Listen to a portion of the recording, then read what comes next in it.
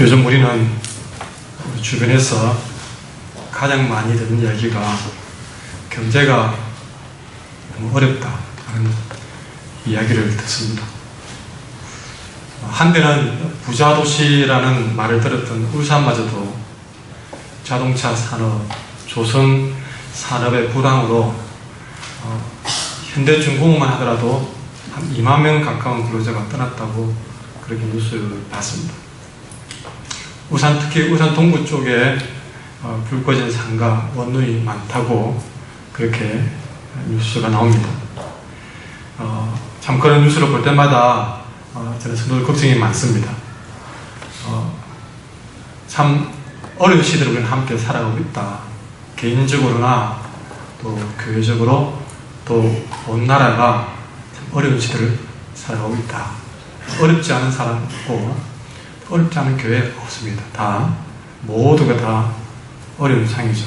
이렇게 너무나 살아가기가 쉽지 않은 세상 속에서 그래도 예배 생활을 하고 또 헌금 생활을 해내는 모든 우리 교인들을 볼 때에 제 생각으로는 우리 교인들이 최선을 다하고 있다고 저는 생각합니다. 물론 교회적으로도 재정적으로 좀 어려움이 있지만 우리에게만 어려운 것이 아니고 한국교회 어느 교회든 큰 교회든 작은 교회든 어렵지 않은 교회가 없다고 생각이 듭니다. 그래서 좀 재정적으로 조금 부담이 되지만 그래서 이런 문제를 놓고 교인들을 모아놓고 한번 얘기를 했으면 하지만 그보다는 우리 교인들이 최선을 다하고 있는데 어려운 부분이 있어 참 재정적으로 힘들다고 말해버리면 또 어떻게 하겠느냐. 지금 최선을 다하고 있는데 또 어떻게 더 헌금을 하느니 작성을 하느니 할 수 없는 상황입니다. 그걸 뻔히 보는 상황에서 이야기 다 끓여봤자 그거는 더 힘만 빠지는 얘기고 그걸 다 넘어서서 사실은 모든 부분에서 그래도 주일학교나 모든 부분에서 학교는 최선을 다해서 지원을 하고 있습니다.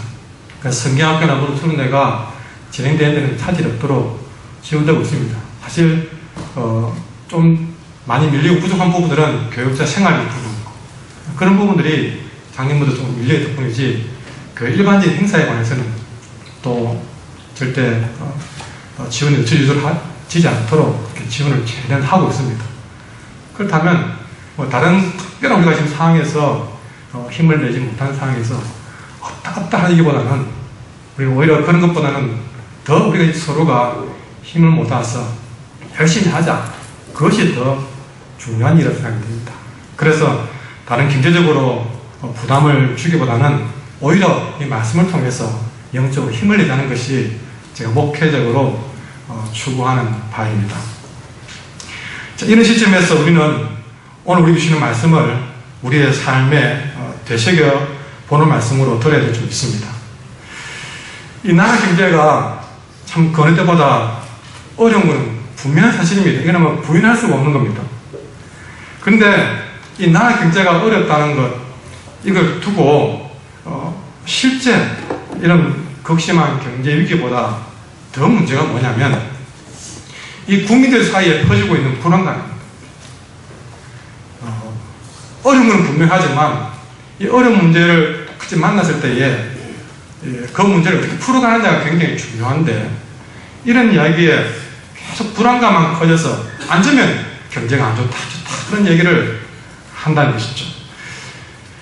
사람들 입에서 계속 불안한 얘기만 주고받고 희망보다는 절망을 더 많이 이야기하고 용기보다는 낙심을 더 많이 이야기하고 있다는 것이 사실은 실제적인 경제적인 위기보다도 저는 더 큰 위기라고 생각이 듭니다. 아무리 어려워도 그걸 감당해내는 사람들이 용기만 내면 그 어려운 일들을 지난번 IMF 때처럼 충분히 이겨낼 수 있는데 그래도 한번 하자 하는 것하고 안 된다 하는 그런 분위기로 하는 것하고 그 조그만 분위기 하나가 그 문제를 풀어가는데 굉장히 중요하다는 것입니다. 우연찮게 제가 TV를 통해서 제가 한번 봤던 영화지만 명랑이라는 영화를 최근에 이번 주간에 봤습니다. 그래서 봤던 거라 제가 한번 나와도 본 거니까 왜 살아봤는데 이번에는 조금 주목해서 봤습니다. 그 영화를 보신 분은 알지만 초반에, 아니 전반적으로 이 이수진과 그 아들이 주고받는 대화에서 주제가 나옵니다. 주제가 나오는데 뭐냐면 정유재난 때에 완전히 이순신의 수군도 다 깨진 상황입니다. 그래서 일본의 주력 부대가 서해안을 통해서 이제 왕이 있는 곳으로 직접 진격해 가려고 하는 그런 가장 위급한 상황을 지금 중심으로 이야기가 전개되는데요. 그렇다고 정부에서 이수신 장군에게 지원을 해준 것도 아닙니다. 그런데 이수신에게는 유명한 말이 있지 않습니까? 신에게는 12척이 배겠다. 정확히 13척인데 300이 넘는 적선이 이 명랑해역을 지나간다는 첩보를 받았습니다. 근데 우리에게는 12척밖에 없다. 수적으로 분명히 12대 300. 말도 안 되는 개념입니다. 그러나 이수신 장군이 주목한 것은 12대 300의 숫자가 아니었습니다. 그의 부하 장수들이 와서 장군 절대 이 전쟁하면 안 됩니다라고 내 목을 잘라서라도 이 전쟁 못합니다. 12척까지 어떻게 합니까? 그렇게 이 전쟁은 불가합니다 라고 그렇게 건의를 하는 거예요. 그때 이수신 장군은 모든 병사를 불러놓고 그들이 귀가하는 조그만 숙박마저도 모든 영체를 불로 태워버립니다.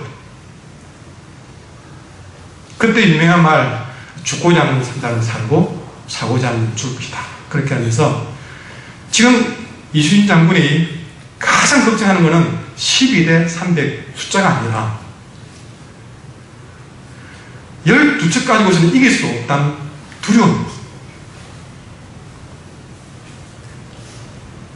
이 두려움을 이기지 못하면 우리가 300대 12로 역전되어도 이길 수 없다는 것이 장군의 결정이었습니다. 그래서 12대 300이 장군의 결단에 대해서 붙는데 그걸 두고 아들과의 대화를 이게 그 영화에서 이렇게 표현합니다. 저들도 우리를 두려워한다. 지금까지 이수신 장군이라는 이름 앞에 계속 지어왔기 때문에 봐라. 저들 지금 300이나 데리고 왔지만 두려워하고 있고 우리는 12척이라는 배 때문에 두려워하고 있다. 이 두려움의 싸움에서 누가 이기느냐. 여기에 전쟁의 승패가 달린다. 그렇게 얘기를 하는 걸 봤습니다. 예, 그렇습니다. 여러분 12대 300이 문제가 아니라 그 두려운 마음을 극복할 수 있으면 12척으로도 300을 이길 수가 있었고 300척이라는 어마어마한 그런 정예병을 몰고 왔더라도 그 두려움을 극복하지 못하니까 12척 앞에 후참이 깨졌던 외문을 보게 됩니다. 느헤미야 시대도 이런 위기가 찾아온 것입니다. 우리가 지금 느헤미야서를 계속 강론하지만 수많은 위기를 극복하면서 성벽 쌓기를 하고 있지 않습니까? 이제 거의 완성이 되어가고 있습니다. 거의 다 되어가는데 뜻밖의 복병이 나타났습니다. 계속 공격을 하던 산발라가 도비아가 해도 안 되니까 좀 공격을 늦추고 나면 이제는 좀 어려움이 없을까 생각했는데 이렇게 외부의 적들이 주춤하는 사이에 생각지도 않았던 내 안에서 내부의 적들이 이 이스라엘 공동체의 발목을 잡고 있는 겁니다.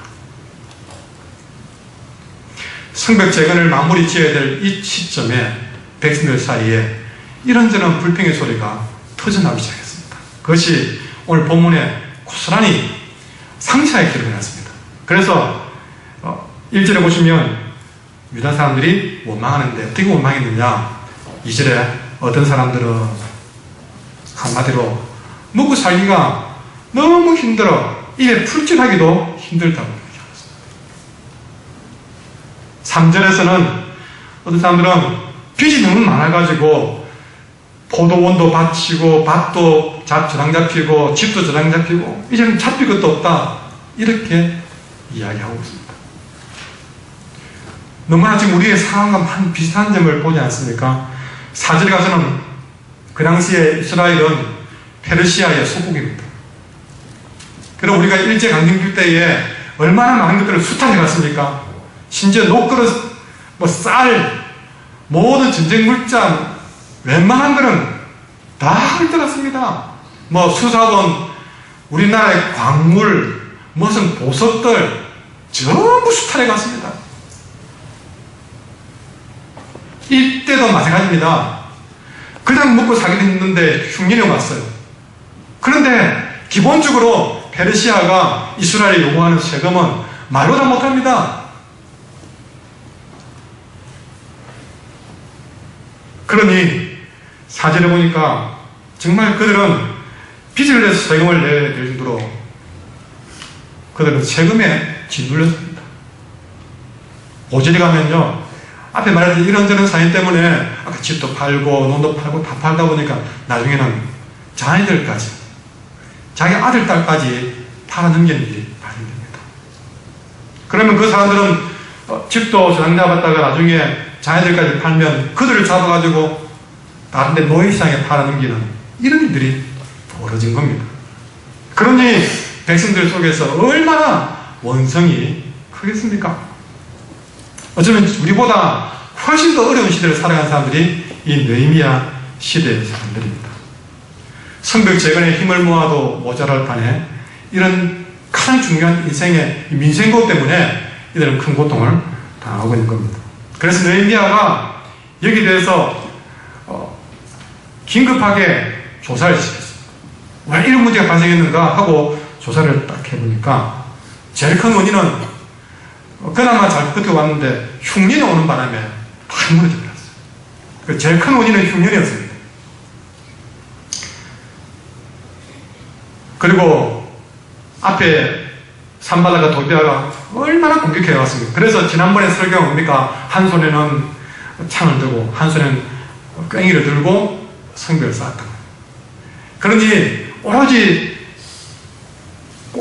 꽹이질만 하면서 농사 지을 때보다 한 손에 창을 들고 지키면서 해야 되니까 아무래도 농사를 다니는 모든 분들이 약해지는 것이죠. 성벽 재건도 해야 되고 농사도 지어야 되고. 그러니 흉년이 온 데다가 성벽 재건에 힘을 쏟아 보니까 아무래도 경제적으로 소홀해진 것이 사실이었습니다. 그러나 분명히 이런 원인은 분명히 있지만 조사를 해보니까 그보다 더 큰 원인이 있는 것을 발견했습니다. 그건 뭐냐면 같이 어려움을 당하고 있는데 어려움 중에 그래도 같은 백성들 중에 오늘 본문에 보면 많은 단어가 나오지만 여러 번 큰 단어가 나오는 게 있습니다. 형제라는 단어. 여러분 같은 이스라엘 형제들끼리 같은 민족들끼리 같이 성벽 쌓고 외부와 싸우면서 어렵게 하고 있는데 여러분 7절에 보시면 7절에 보시면 특히 귀인들과 귀족들과 민장들을 한마디로 말해서 그 백성들 가운데 좀 가졌다고 하는 사람들, 유지들과 관리들과 직분자들이 좀 있다고 하는 사람들이 어려울 때 사정인처럼 참 서로 나눠 먹자 하고 그게 아니라 형제와 같은 자기 백성을 상대로 해서 자기 이익만 생각해가지고 그 형제를, 안 그래도 어려운 그 형제들을 자기 돈벌이 수단으로 생각합니다. 그래서 좀 어렵다 그러면 좀 나누어 먹든지 아니면 좀 빌려주더라도 조금 같이 고통을 분담하기 위해서 이자를 좀 추어서 그렇게 분담을 하면 되는데 하든 말든 하던 대로 그 당시에 받던 이자, 높은 이자 그대로 이자를 다 챙겨 먹는 겁니다. 우리 다 어려운데 그러지 맙시다. 무슨 소리야? 이거 내가 받아 마땅해. 그러면서 가진 자들이 들어간 겁니다. 그래서 자기 형제를 돈벌이 수단으로 대상으로 생각하고 그 형제를 대상으로 돈놀이하고 높은 이자 붙여서 이득을 얻고, 이자 못 갚으면 집 뺏어가고 몸 뺏어가고, 심지어 자식들까지 뺏어가서 그래도 안 되면 그 자녀들 부모에게 안 돌려보내주고 노예시장에 팔아서 돈 챙겨먹는 이런 일을 행했다는 것입니다. 느헤미야가 조사해 보니까 이런 말도 안 되는 일을 행했던 것이죠. 느헤미야가 말합니다. 8절에 우리는 이 백성들을 한 명이라도 더 참고자 애썼는데 너희들은 어떻게 너희 형제를 팔아넘기느냐 하고 화가 났죠. 여러분이 봐도 느헤미야가 봐도 정말 화가 날 일이었습니다. 그래서 9절에 뭐랍니까? 너희의 소행이 좋지 못하다. 그런 소행을 가지고 있느냐? 공개적으로 이 사람들을 세워놓고 백성들 앞에 책망한 겁니다. 이 사람들이 옳지 못한 행동을 했다고. 어떻게 같은 형제를 상대로 해서 이런 악한 일을 행했나? 다 어려운데 자기 이만 생각하고 형제 고해를 빨아먹었다고 책망했습니다. 너무나 잘못했죠. 그러나 그 귀족들도 민장들도 하는 말이 있습니다. 우리가 악한 마음으로 한 거 아닙니다. 우리 법대로 했습니다. 원래 하던 대로 했습니다. 관행대로 했습니다. 습관대로 했습니다.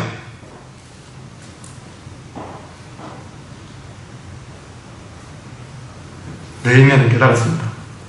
아, 이뭔가 잘못됐구나. 지금 무너진 예루살렘 성벽 쌓는 게 중요한 게 아니구나.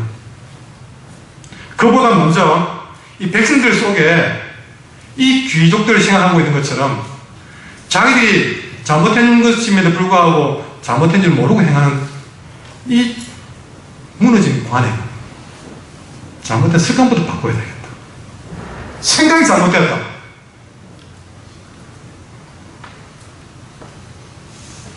여러분, 이런 거 있습니다. 제가 읽어드릴게요.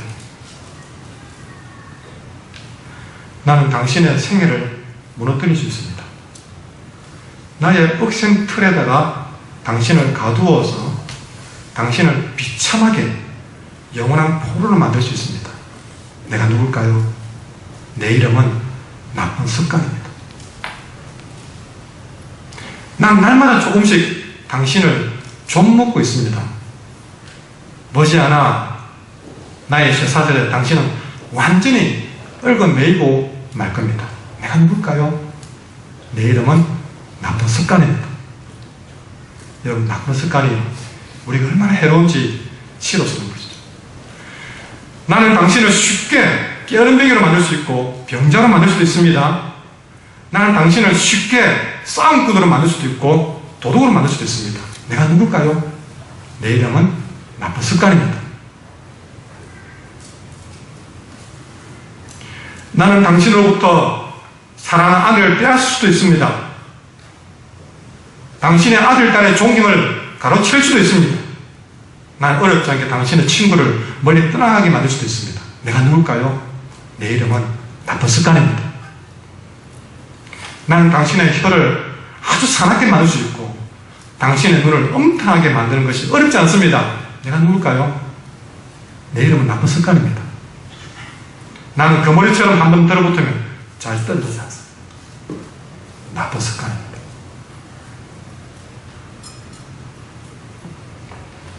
느헤미야는 이 백성들 속에 생각지 못했던 이 거머리 같은 나쁜 습관이 발견된 겁니다. 우리들 속에도 우리 인생을 무너뜨리고 조금씩 좀 먹고 있는, 그래서 내게 사랑하는 것들을 빼앗아가고 결국에는 딱 들어부터 떨어지지 않다. 우리가 완전히 멸망하고 나서야 떨어져 나갈 그 습관이 우리를 사로잡고 있다는 사실을 알고 이 말씀을 들어야 될 것입니다. 그렇습니다. 느헤미야는 지금 눈에 보이는 무너진 예루살렘 성을 쌓는 것보다 또 이 성을 쌓을 때마다 괴롭혔던 산발락과 도비아 같은 무서운 적과 싸우는 것보다 더 무서운 적이 바로 우리 안에 있다는 사실을 깨달은 겁니다. 여러분, 문제를 해결해야 됩니다. 그 문제를 해결하는 것보다, 고난을 극복하는 것보다, 믿음으로 사는 것보다 지금 먼저 사실은 내 발목을 부여잡고 있는 내 안에 있는 이 나쁜 습관과 싸워 이기지 않으면 우리는 아무리 믿음으로 살려고 달고는 쳐도 전진할 수가 없고, 아무리 고난을 극복하려고 싸워도 그 고난을 이길 수가 없다는 사실을 오늘 깨달아야 될 줄 믿습니다.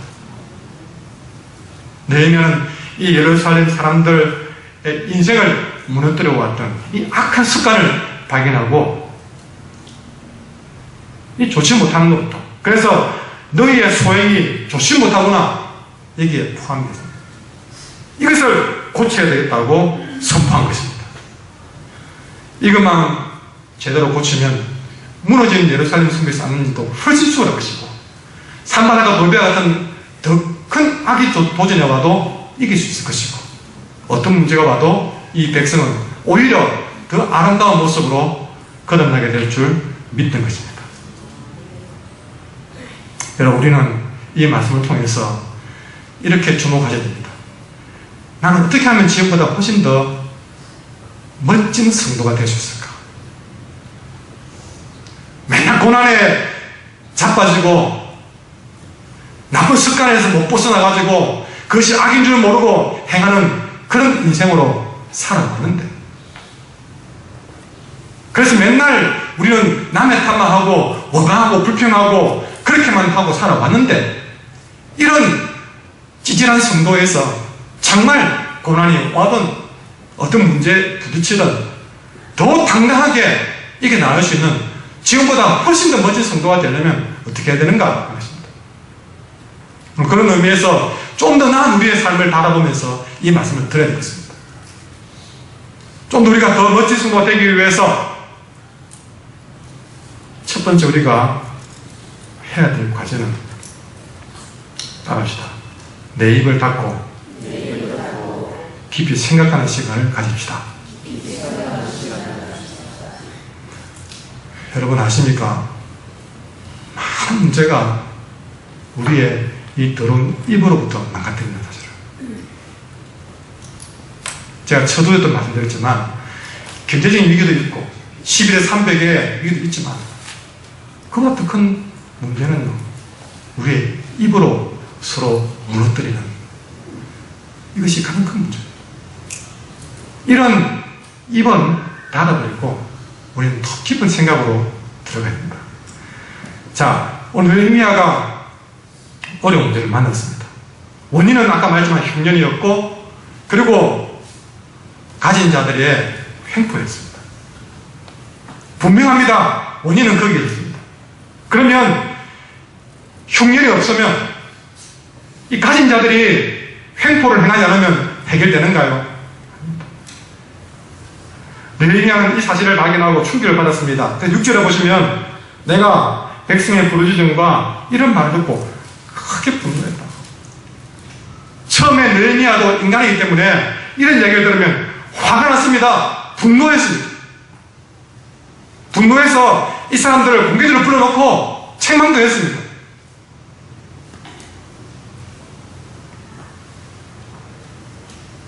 그리고 지금 뭐 적폐가 어떻고 해서 많은 사람들이 그 대가를 받고 감옥에 들어가지만, 그렇게 한다고 해서 해결되는 문제가 아니라 생각합니다. 지금까지 해왔던 해먹은 사람들 다 잡아먹으면 이 나라는 깨끗해집니까? 아니라 생각합니다.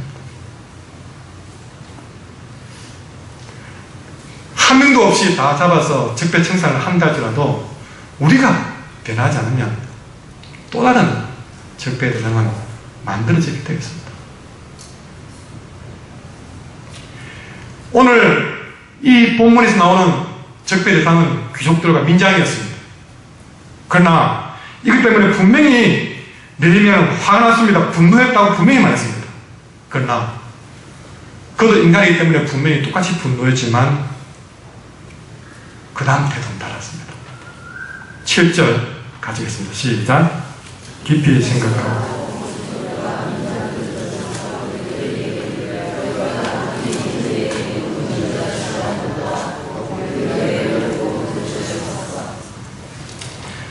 여기서 결코 빼서는 안 될 단어가 깊이 생각하고.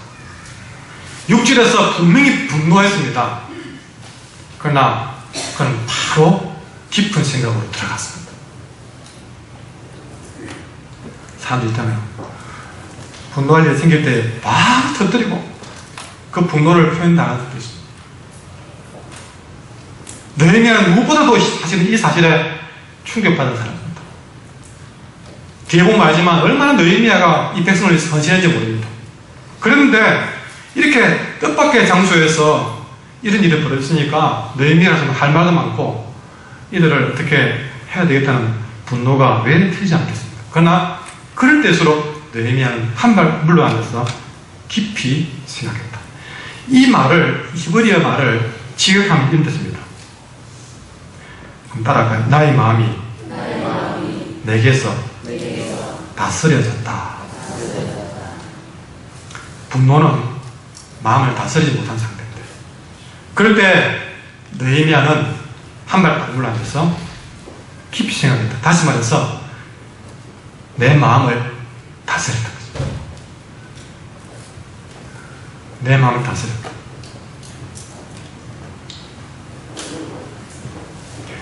지난번에 아라바 교육하면서도 말씀을 드렸습니다. 절대 감정이 격해진 상황 속에서 결정하려고 하지 마시고, 감정 다 깔아진 다음에 결정하시고, 감정이 격해진 상황 속에서 말하지 말라고. 그럼 분명히 범죄한다고. 그러니 내 감정을 좀 다 다스려 난 다음에 말을 해야 우리가 정확하게 문제를 풀어가십니다. 오늘 느헤미야도 분명히 그가 격하게 분노했지만 그때 그는 나는 나의 마음을 내게서 다스렸다. 다스려졌다라고 얘기합니다. 우리가 일을 당할 때는 똑같이 당합니다. 근데 반응은 달라요. 우리가 똑같은 일을 만났을 때에 때로는 내 입에서 아무런 생각도 해보지 않고 내뱉은 말이 문제를 더 어렵게 만들 때가 너무 많았습니다. 느헤미야도 이 불안과 절망의 시대에 제일 처음 나온 것은 분노였습니다. 분명히 그는 그 보고를 받고 사무실에서 소리를 지릅니다. 어쩌다 우리나라가 이렇게 되었느냐? 어쩌다 우리가 이렇게 되었느냐? 분노했을 것입니다. 그러나 여러분, 느헤미야가 아무리 분노한들, 여러분 그 분노는 문제를 해결할 수 있습니까? 느헤미야는 백성들의 절망시킨 말을 듣고 처음에 분노했지만 분노만 하지 않았습니다. 그 다음 단계에 놀랍게도 그는 그 분노된 마음을 입으로 토하지 않고 입을 닫아버렸습니다. 그리고 깊은 생각으로 들어가 버렸습니다. 이 깊이 생각하고를 우리 옛날 성경은 어떻게 했냐면 중심에 계획하고 이렇게 옛날에 기록했어요. 성경 바뀌지 않습니까? 옛날 책에는 중심에 계획하고, 좀 더 풀어보면 자신의 생각 속에서 자기 자신과 의논했다. 너무 재밌지 않습니까? 화가 나는데 입을 딱 닫고 말하지 않고 자기 마음속에서만, 자기 속에서만 내 자신하고 의논했다는 겁니다.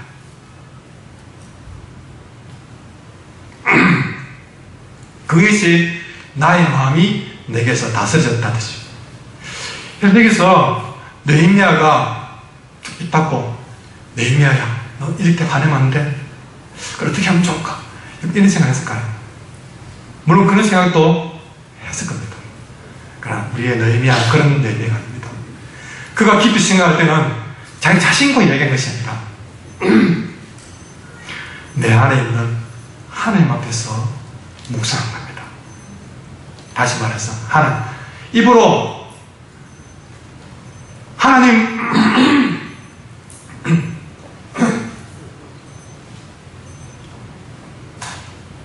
이런 화난이 있을 때, 어려움이 있을 때에 왜 이래야 됩니까? 누가 원인입니까? 누가 책임져야 됩니까? 서로 말을 하면서 니 탓, 내 탓 입을 열어서 이야기할 때, 그럼 가만히 보면 그래 이야기할 때 보면 저는 자기의 책임이 없는 사람도 있고 전부 남의 탓이에요. 여러분, 뉴스를 보십시오. 전부 남의 탓. 나는 어려운 사람밖에 없어요. 그러나 이 자리에서 가장 어려워야 될 느헤미야는 오히려 입을 탁 닫고 나라가 어떻다든지 누가 잘못이 있느냐는 넘어서서 제일 먼저 하나님께 원했습니다. 여러분, 조용한 호숫가에 가보면 두 가지를 본다고 합니다. 첫째는 자기 자신의 얼굴이 보이고, 그 다음에는 하늘이 보인다. 시간 났으면 저 해안강 앞에 가서 고기랑 딱 보십시오. 그러면 내 얼굴 보이고 하늘 보이고, 우리가 깊고 조용한 우리 입을 닫고 깊은 생각 속으로 주님 앞에 들어가서 거기서 먼저 진정 내 자신을 먼저 보고, 누구를 탓하기 전에, 나라든 개인이든 탓하기 전에 내 자신을 먼저 보고, 또 나를 향해서 주시는 하나님의 하늘, 하나님의 음성을 들을 수 있다면 그 시간은 참으로 우리에게 귀한 시간이 좀 있습니다. 저는 바로 이 예배 시간에 바로 그런 시간이 좀 있습니다. 어떤 고통이 오든, 역경을 만나든, 인생의 위기를 만나든 먼저 내 입에 입술을 닫고 침묵하십시오. 입은 벌려놓으면 죄박이 치지 않습니다.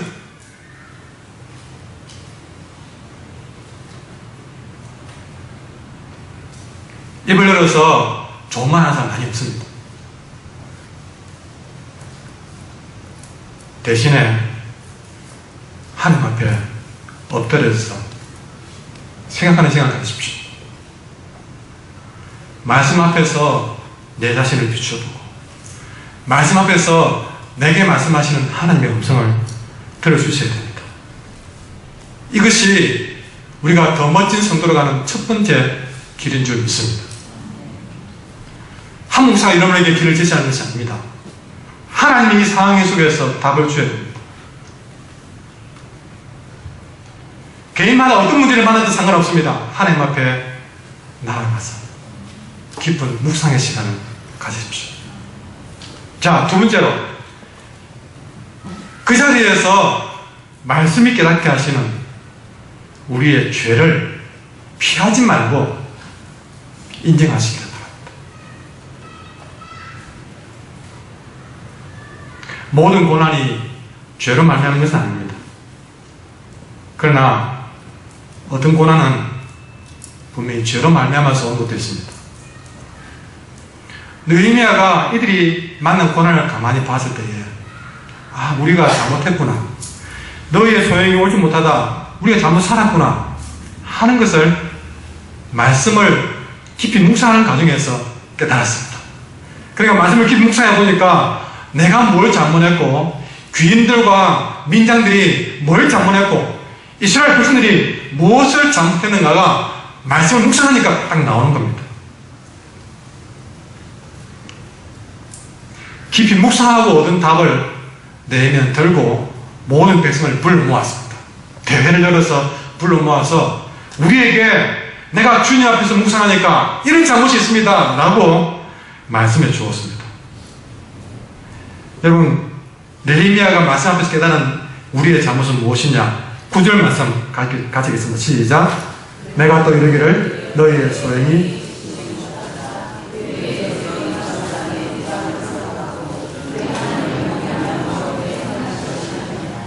아멘. 가장 큰 잘못의 원인은 높은 이자 먹여서 백성들의 고유를 빨아먹고 하는 것이 아니라, 그보다 더 큰 원인은 느헤미야가 깊이 말씀을 묵상하니까 답이 나왔습니다. 그냥 볼 때는 어떻게 이렇게 가진 자들이 잘못할 수 있어? 그랬습니다. 물론 맞습니다. 그걸 외면한 게 아닙니다. 그러나 더 말씀을 묵상해 보니까 그보다 더 근본적인 원인은 무엇이냐? 9절에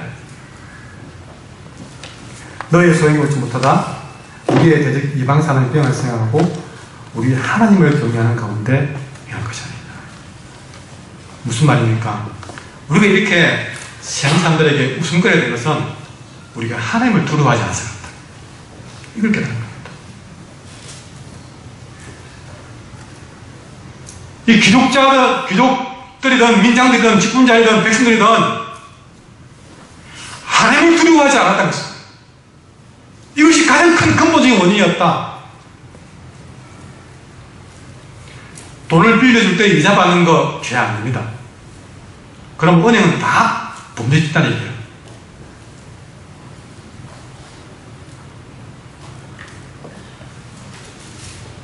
지금 느헤미야가 여러분 죄를 지적한 것은 우리가 하나님을 두려워하지 않았다. 하나님을 두려워하지 않으니까 형제를 내 돈벌이 수단으로 생각합니다.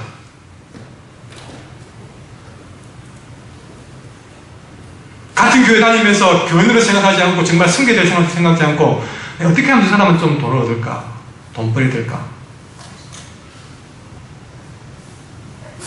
사람이 살아가면서 돈이 필요하니까 그거는 나무라지 못하지만 그 근본적인 더 큰 원인 속에 하나는 뭐냐면 그럴 수도 있다는 거죠. 그러나 그 마음 속에 더 큰 원인은 하나님을 두려워하는 마음이었다는 거죠. 이것은 깊이 생각하는 자리에 들어가지 않으면 얻지 못할 답이었습니다. 근데 여러분, 오늘 중요한 거는요, 이 반응들입니다. 지금까지 고기를 짜먹었던 그런 사람들을 세워놓고 이 사람들이 잘못했어요 라고 얘기했지만 말씀을 가지고 정확히 지적을 했을 때 이 사람들이 정말 백성들에게 높은 이자를 주가지고 그렇게 해서 백성들 더 어렵게 만들었다고 이야기를 하고 지적했음에도 불구하고 이 귀인들과 관리들, 여러분 그들이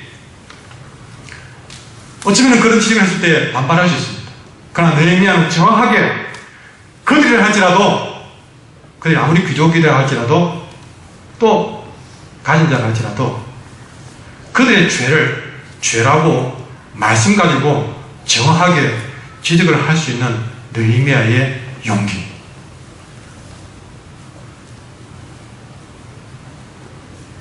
그 사람을 훔쳐본다고 죄인 줄 알면서도 말 안 하고. 여러분 지금 느헤미야는 그들의 죄를 정확하게 두려워하지 않고 지적할 수 있는 용기를 가졌습니다. 이것이 죄를 직면할 수 있는 마음입니다. 더 중요한 것은 그렇게 죄를 지적받으면 그 죄를 지적받았을 때에 죄를 죄라고 인정하는 이 귀족들과 민장들입니다. 여러분 교회마다 교인들이 죄를 지어도 겁이나서 죄를 지지 못한답니다. 왜? 불륜을 행하든 도둑질을 하든 사기를 하든 눈에 뻔하게 죄가 보이는데 그걸 알고도 직분을 주고 눈 감아주는 교회를 많이 봅니다. 근데 왜 못하느냐? 지적하면 도망가 버리거든. 내가 이 교회밖에 없나? 내 죄를 지적해주지 않는 좋은 교회로 가는 겁니다. 자기 생각이 좋은 교회. 교회는 도망갈까 싶어서 죄를 알면서도 죄를 지적하지 못합니다. 그러니 한국 교회가 지금 이렇게 무너져가고 있는 것입니다. 여러분 한길교회만 이 강단에서 여러분이 속이 썰고 뼈가 쑤셔도 정말 죄를 죄라고 지적해 주시는 그런 말씀을 통해서 할 수 있도록 여러분 그걸 막으면 안 됩니다. 그리고 내가 그 죄를 혹여나 지적받았을 때에 오늘 여기 귀인들과 민들처럼 알고 보니까 내가 죄인이었습니다. 나의 죄를 지적해 줄 때에 죄를 인정할 수 있는 용기도 있어야 됩니다. 내 죄 지적했다고 도망가버리고 피해버리는 인생 희망이 없습니다. 어느 교회는 다닐 수 있지만 그 사람의 신앙에는 희망이 없습니다. 오늘 죄를 지적해주는 느헤미야의 용기와 그 죄를 지적받을 때에 정말 내가 죄인이다라고 인정할 수 있는 귀인들의 이 용기가 이들을 더 멋진 사람으로 만들어가는 계기가 되는 사실을 아셔야 됩니다.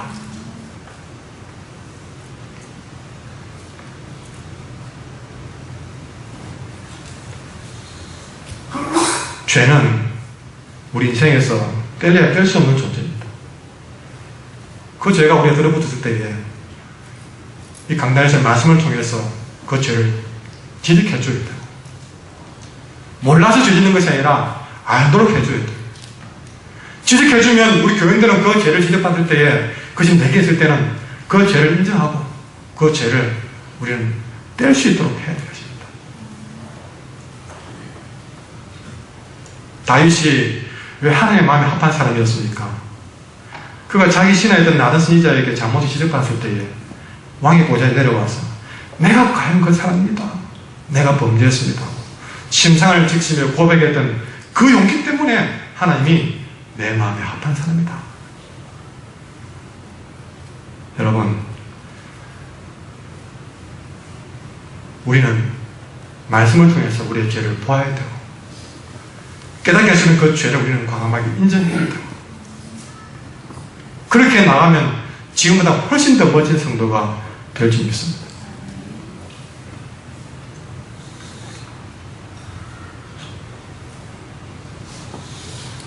이들의 가장 큰 문제는 무엇이었습니까?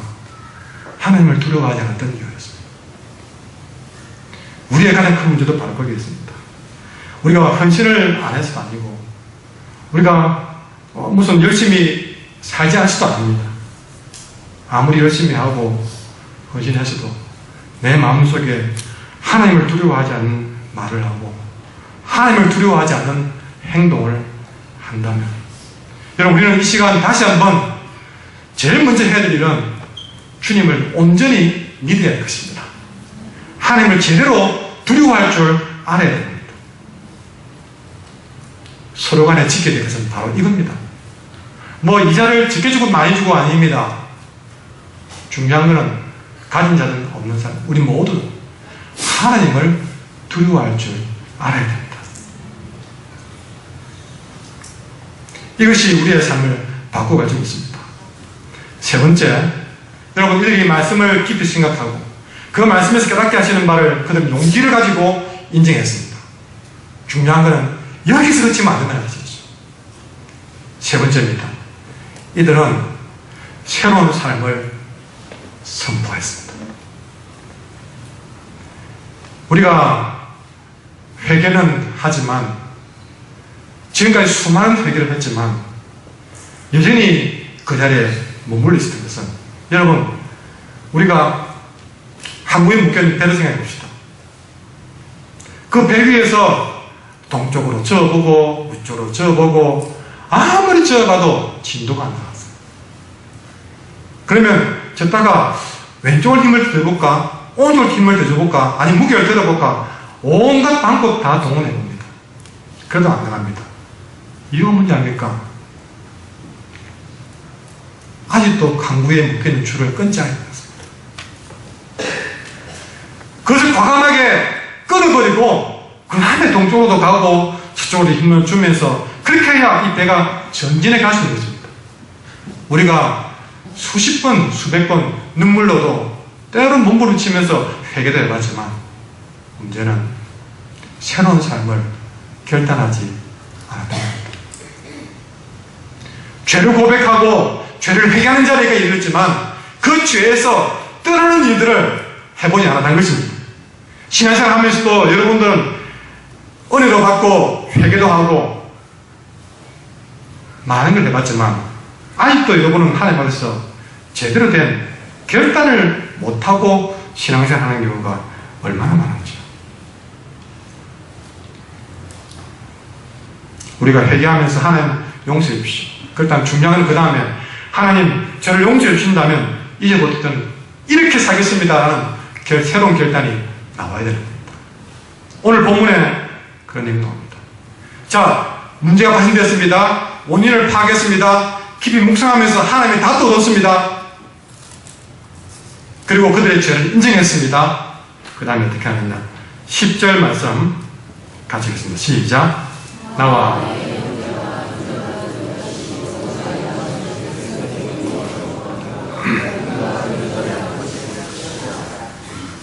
이제부터 그들은 실제 죄에서 떠나기 시작합니다. 뭘 합니까? 제일 먼저 그들은 느헤미야도 합니다. 나도 이자를 받았다.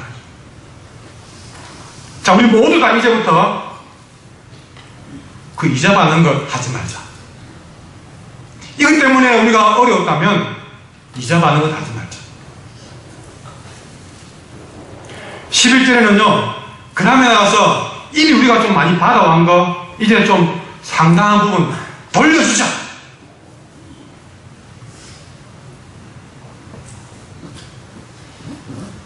그러니까 백성들이 예! 그럽시다! 하고 여러분 그들은 회개로 끝나지 않고 실천을 옮깁니다. 그리고 12절 보십시오. 그들이 말하기를 우리가 당신의 말씀대로 행하겠습니다.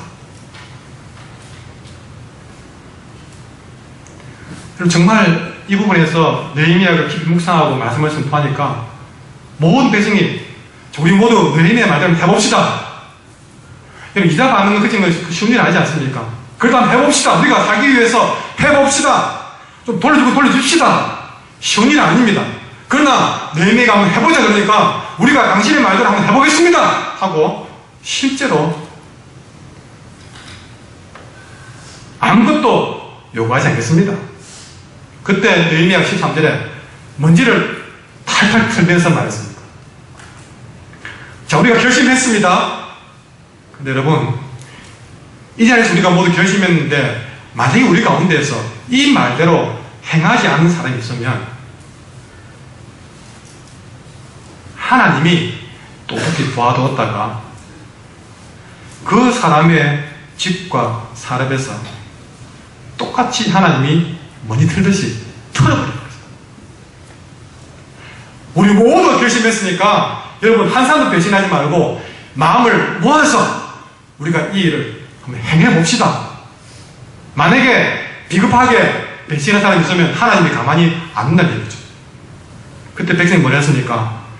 13절 끝에 회중이 다 아멘! 아멘. 이 아멘이라는 말 여러분 한 번 쓰면 안 됩니다. 잘 듣고 아멘 하셔야 됩니다.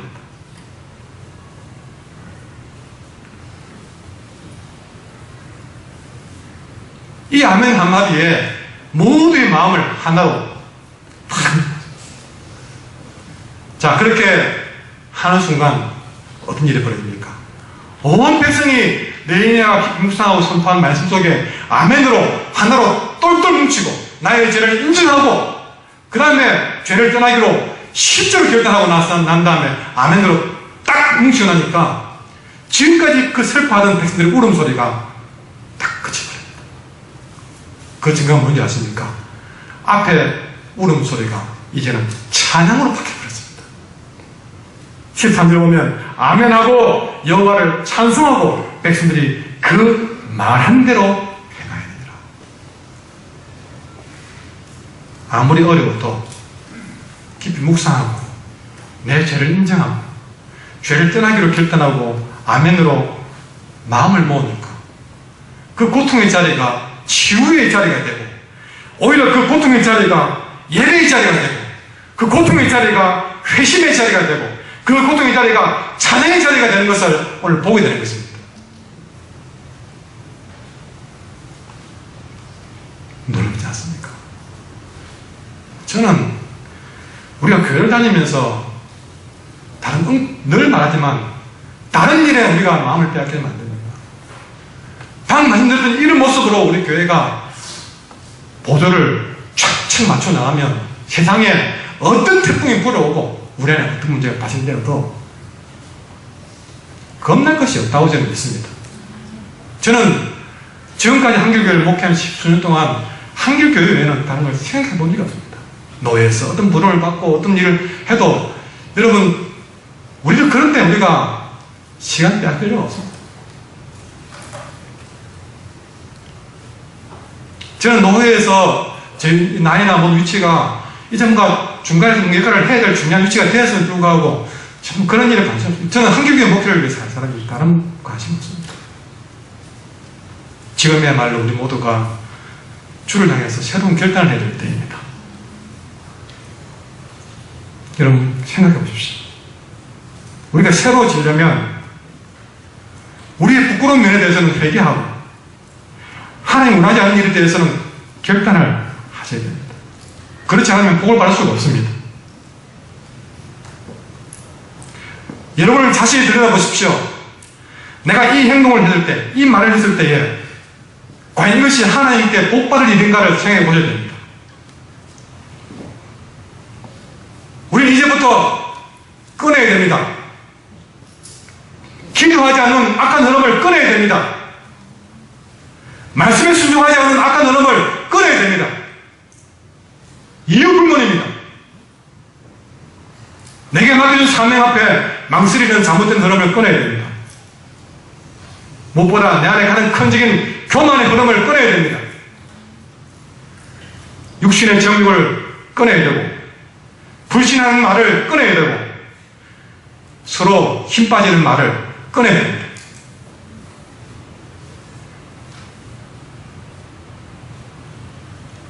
막막한 미래를 말하는 그런 한숨을 끊어야 될 것입니다. 우리가 새로워지기 위해서 지금보다 훨씬 더 멋진 성도가 되고 훨씬 더 훌륭한 교회가 되기 위해서는 끊어야 됩니다. 내 죄를 인정하고 우리는 새로운 결단을 하셔야 됩니다. 그걸 위해서는 먼저 깊은 묵상 속에 들어가셔야 됩니다. 적어도 200년 전에 영국에서 폭력 배스컬에 가입을 했던 17살 먹는 소년 하나가 휘필더 목사님의 설교를 듣고 회개하고 아름다운 신앙시를 쓰기 시작했습니다. 그런 사람이 친구를 잘못 만나가지고 교회를 떠나고 신앙을 떠나버렸습니다. 어느 주일 아침에 런던 거리를 걷고 있는데 마차 한 대가 툭 서더니 교회 갑니까? 라고 하더랍니다.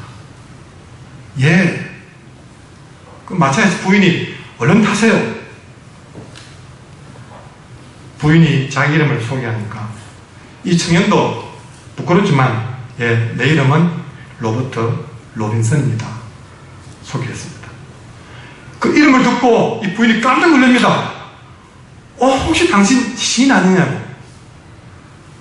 저는 당신의 시를 너무 좋아한다. 제가 좋아하는 시 중에 이런 시가 있잖아요. 당신의 시입니다. 이 부인이 청년에게 들려주신 이겁니다. 복의 근원 강림에 와서 찬송하게 하소서. 한량 없이 자비하신 청량하게 합니다. 이 청년이 신앙이 좋을 때 어릴 때 쓴 시였습니다. 그런데 잘못 가서 이제는 그 시를 잃어버리고 사는 것이죠. 그 말 듣고 청년이 한 말이 맞습니다. 내 시가 맞습니다. 제가 지금까지 한동안 신앙을 떠나서 죄 가운데 살았습니다. 그 부인이 청년에게 말합니다. 선생님이 3절에서 이렇게 시를 쓰지 않았습니까? 주의 은혜 사슬되사 나를 죽게 내소서.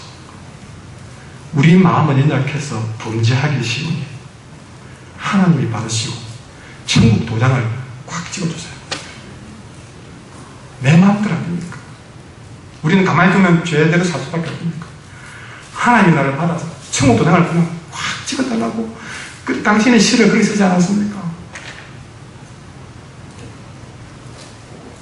청년이요, 지금 당장 당신의 죄를 인정하고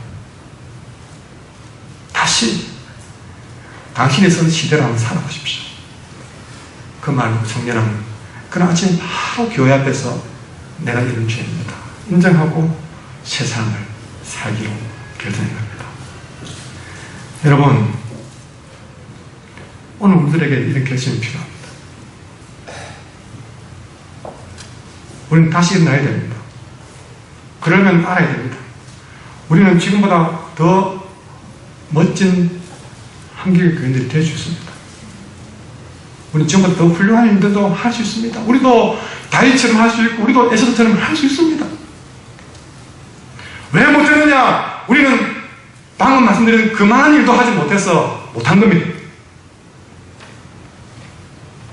스스로를 눈 뜨지 말고 오늘 다시 나를 새롭게 하기 위해서 결단하시기 바랍니다. 우리가 큰 결단을 승리사가 되려고 할 필요 없습니다.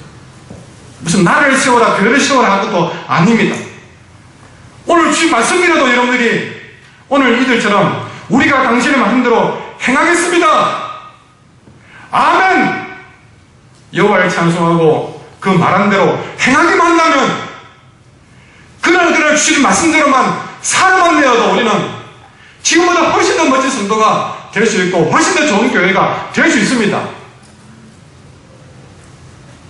다른 얘기 듣지 말고 지금 살아온 이야기에 매이지 말고 나 인생을 문도로 들어왔던 나쁜 습관에 붙들려 살지 말고 오늘 주신 말씀이 바로 나에게 주신 말씀인 줄 알고 지구화를 막론하고 주님 앞에 내 죄를 인정하고 그 죄에서 떠나기를 결단하고 우리 모두가 아멘으로 마음을 모아간다면 저는 세상에 겁날 것이 하나도 없다고 생각합니다. 지금보다 훨씬 더 좋은 성도, 훨씬 더 좋은 인생, 훨씬 더 아름다운 공동체, 이걸 위해서 오늘 나는 무엇을 결단해야 될까?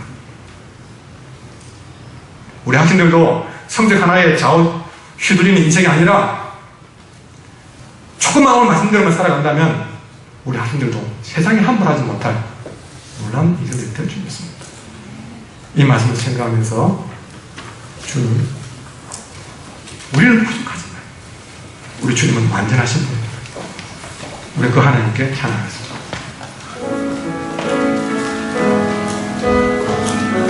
우리 자신의 죄를 인정하고 새로운 삶을 결단하는 마음으로 함께 찬양합시다.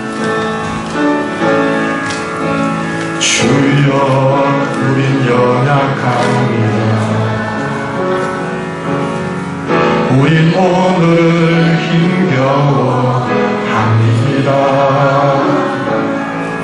두 뜻 이루며 살기에 부족합니다. 우린 연약합니다. 처음부터 주여 우린 연약합니다. 주여 우린 연약합니다. 진심으로 고백하는 마음으로 찬양합시다. 우리 오늘 힘겨워합니다. 주 뜻 이루며 살기에 부족합니다. 우린 연약합니다. 주여 우린 넘어집니다. 주여 우린 넘어집니다. 오늘 하루 또 실수합니다. 주의 긍휼을 구하는 죄입니다. 우리 주만 바라봅니다.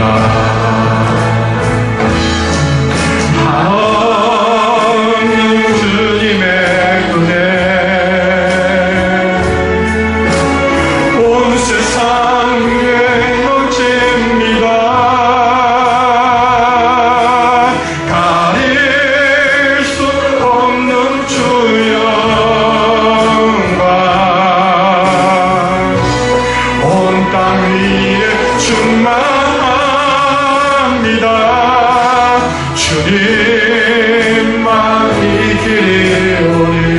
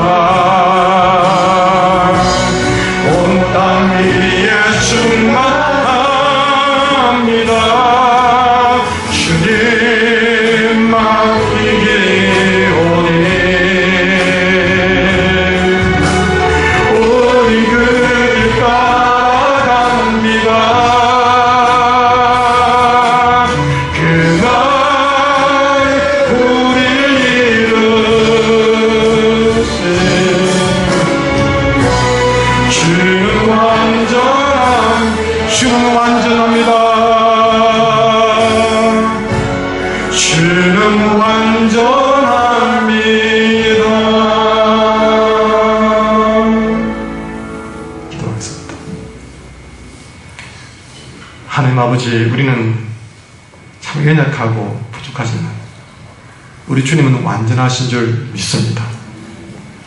그 완전하신 주님을 깊은 묵상 가운데 만나게 하시고, 그 완전하신 주님이 말씀을 통해서 깨닫게 하신 모든 우리의 죄를 용기 있게 인정하게 해주시고, 우리가 죄를 인정할 뿐만 아니라 그 죄를 떠날 뿐만 아니라 새로운 삶을 결단하며 아멘으로 말씀을 중심으로 하나로 뭉칠 수 있는 축복의 사람들이 되게 하시어서 완전하신 주님의 인도하심을 받아 더 멋진 성도, 더 아름다운 교공동체로 회복시켜 주시옵소서. 예수님 이름으로 축복하고 기도합니다. 주 예수 그리스도의 은혜와 하나님 아버지 사랑하심과 성령의 교통하심과 충만하십니다. 지금부터 더 멋진 신앙생활 하기를 소망하는 주의 사랑 모든 백성들 머리 위에 항상 함께 있을지어다.